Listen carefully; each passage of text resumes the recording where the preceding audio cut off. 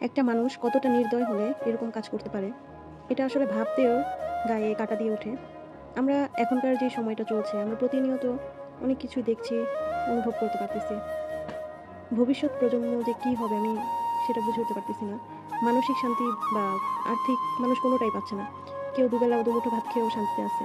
আর অথচ চারিদিকে এই এত বেশি বিশৃঙ্খলা, অস্বাস্থ্যকর পরিবেশ দেখে কারোরই মাথা ঠিক নেই। মন, দিল সব দিক থেকে সবাই অস্বস্তি বোধ করতেছে।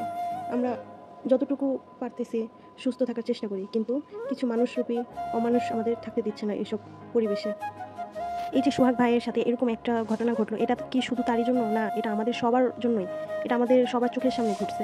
এত মানুষ থাকতে তার সাথে এরকম একটা অবস্থা করছে, এত মারছে যে বলার ভাষা নেই। একটা মানুষও কি ছিল না? এত মানুষ তার পাশে, কেউ ফিরালো না। এটা শুধু একটা এলাকার না, এটা প্রত্যেকটা এলাকারই এরকম ঘটনা। যেমন আমার বাবা একজন ব্যবসায়ী, তার সাথেও যখন তখন হতে পারে। অলরেডি একটা ঘটনাও হয়ে গিয়েছে।